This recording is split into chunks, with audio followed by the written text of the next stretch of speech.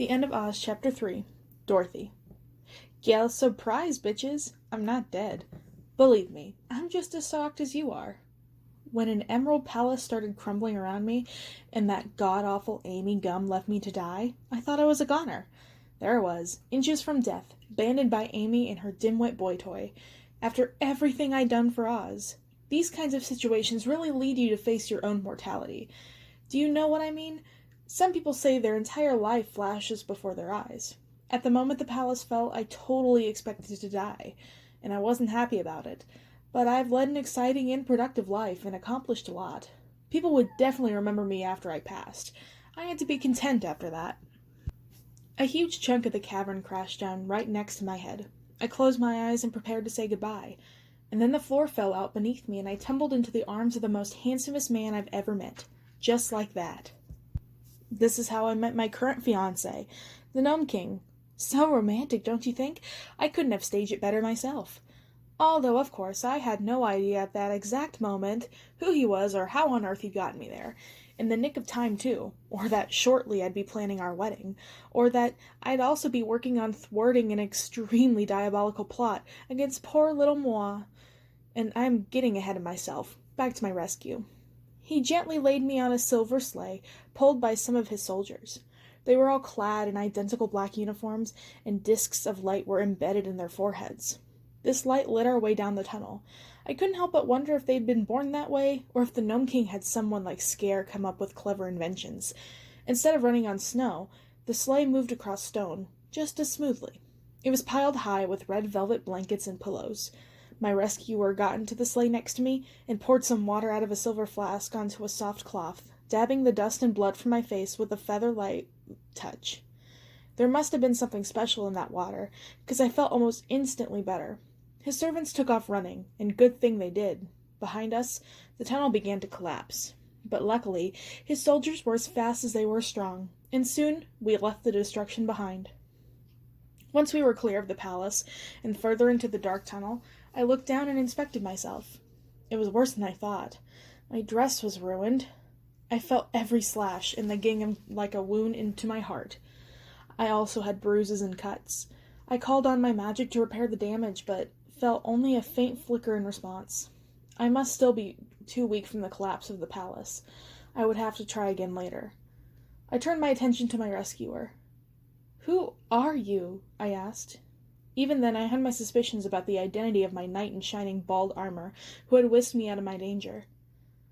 "I am the King of Ev," he told me solemnly. "I had a premonition you might be in danger, dearest Dorothy. I've been digging under the deadly desert for years." I kept mum, but between you and me, he was not supposed to be doing that. Trying to reach Oz on a mission of peace. I raised one eyebrow. Even in my weakened state, I knew the Gnome King did not exactly have a reputation as the world's greatest pacifist, and it was like he could read the thoughts before it even finished crossing my mind. "I know in the past I haven't always been a perfect ruler," he said quickly. "But things are desperate in Ev, Dorothy, and only Oz can help us. For years my people have been starving. The earth is barren. The citizens are poor and without help." Not my problem, I thought. "You're poor?" I blurted. "My land is poor in some ways, but rich in others," he replied cryptically. I cocked my head to the side. I was not a fan of riddles, even though every witch, and even the wizard himself, when he was alive, spouted them on a regular basis. But he had just saved my life, so I kept listening. He reached into his pocket that held out a closed fist. When he opened it, it was filled with rubies, red like my shoes. I reached for them, but he closed his hand with a chuckle. He hung his head humbly. "I've made mistakes, Dorothy, and I regret them every day, but I'm reaching out now to try and make amends for the sake of my people." Who among us hasn't done things she might regret at some point in her life? You might find this hard to believe, but even I wonder sometimes if I always did the best for Oz. I, for one, should not have been so kind. I should have killed Ozma and Amy Gum when I had the chance. If I had just been less merciful than Tin, Scare, and the Lion, still be alive. My beautiful palace would not have landed on top of me. It's a natural consequence of being a ruler, of course. You're just responsible for so much. It's impossible to be everything that everyone expects of you. And if sometimes you overreact because of stress or something like that, you know the whole world is watching and judging, even though you're only trying your best.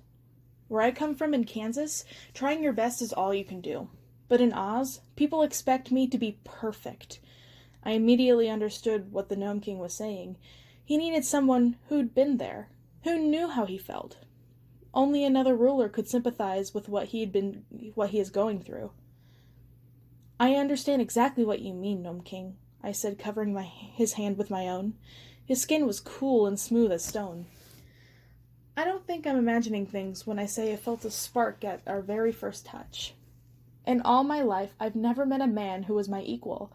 Of course, Tin had been in love with me for ages, but that was just creepy. It's been next to impossible to resist my charms. I'm the prettiest girl in Oz, even battered by his ceiling and covered in dust, so I wasn't surprised to recognize his attraction. But I was intrigued. The Gnome King clasped his hands together and closed his eyes. I watched curiously as he opened his hands, and he was delighted to see that he turned the small pile of rubies to a delicate bracelet of tiny ruby flowers winding around one another. I inhaled deeply as he slipped it onto my wrist. As the servants carried us forward, the Gnome King opened a satchel beautifully crafted out of leather and steel filagree.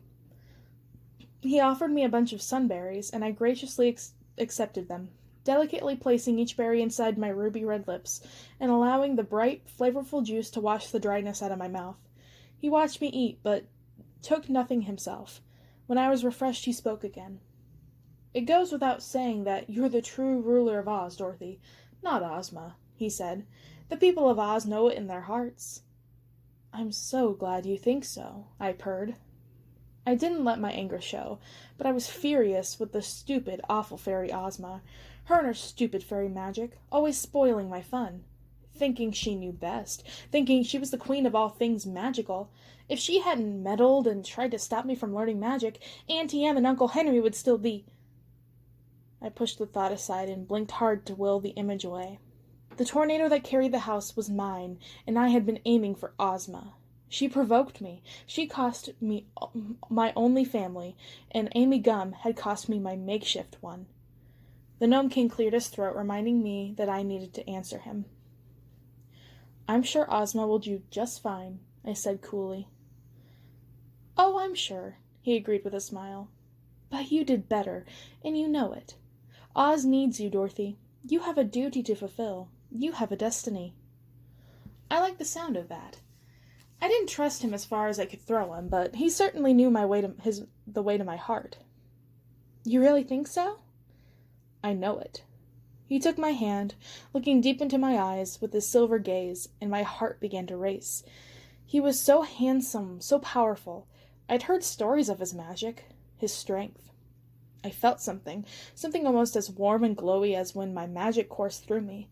It wasn't his looks. It wasn't even the gorgeous bracelet that now rested on my wrist, although that didn't hurt. It was that there was no fear in his eyes when he looked at me. And he was also wicked. Perhaps more wicked than all the wicked witches combined. And don't tell anyone, but that's a little hot too. "I've seen it, Dorothy," he said in a low, urgent voice. "It's why I came to rescue you. You must return to the throne in order for your country to be whole. It would be my honor to help you." Well, I wasn't expecting that. I tried not to let my surprise show. "And in return?" I asked sharply, although I already knew the answer. "Perhaps a modest exchange between our kingdoms," he suggested. I looked down at my hands, one of which was still in his. My manicure had been absolutely ruined by the collapse of the Emerald Palace. My knuckles were bruised and scraped raw. I was exhausted, but I wasn't stupid. I knew he meant much more than a modest exchange. He meant that, if he helped me, he could take control of Oz again. I'd be in debt to Ev. More specifically, to him. Forever. But I'd been around the block a few times by that point. Handsome and magical he might be, but the Gnome King should have known better than to underestimate me. "Do you really think Oz needs me so badly?" I asked coyly, as if dazzled by his praise. "See into the future? Please, even Glinda can't do that." "I've foreseen it," he intoned solemnly.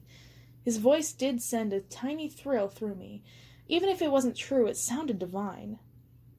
I never wanted power, I said, dropping my eyes modestly and looking up at him through my lashes. I only wanted to do what was right for Oz. And that's why you were born to be its leader, he said, bringing my hand to his chest and bringing it there. He didn't seem to have a heartbeat, but we all have our little quirks. I pretended to think about it. Glinda will be a problem, I said, as if this had just occurred to me. Glinda will come around, he said lightly. She knows what's best for Oz, just as you do. I wasn't so sure about that. Glinda had been an absolute pain in my ass lately, and attacking the Order without me, as if she was the one in charge. But I reassured myself with the thought that Glinda could hardly rule Oz herself. She was a witch, not a queen, and once I was returned to the throne, I could see that she was punished for her disobedience, for the good of Oz. The Gnome King and I would go over that later. Where are you taking me? To Ev, where you can be safe, he said. I thought about this. I might be a bitch, but I'm not an idiot. There was something else going on here. Something big. The Gnome King was not rescuing me out of some altruistic desire to see me sitting once more on the throne of Oz. And Oz might be rich where Ev was poor, but that wasn't the only reason he rescued me. No, he was up to something, and I was willing to bet it was something that was going to benefit him, not me. However, I was alive, and more or less in one piece, and surrounded by his henchmen, being carried, if not by force, certainly potentially by force, to a country I didn't stand a chance of escaping without help or magic. In short, I wasn't in much of a position to argue with him. I've always wanted to see Ev, I lied politely. You certainly went to an awful lot of trouble to rescue me, and I haven't properly thanked you at all. I ate another handful of sunberries, too hungry to remember to chomp on them seductively. Oops. It's really nothing at all, the Gnome King said. There was a glint of menace in his eye, and there was something else. He was attracted to me, too. I smiled back at him radiantly. Until I knew exactly what the game was, I'd play. I needed to know what the stakes were before I made any bets, and I needed to gather my energy. I can't wait until we've arrived, I said. But now you must forgive me. I have to rest. Of course, he said. The glint in his eye was gone, and he was every bit the Solstice host again. If he'd wanted to harm me, right then anyway, I doubted he'd go to all that trouble of rescuing me just to murder me in his magic sleigh on the way back to Ev, so I let my eyelids drift close. The last thing I heard before I sank into a merciful, much-needed sleep was the Gnome King humming some strange old tune under his breath, and the soft hiss of the runners as we flew forward over the stone.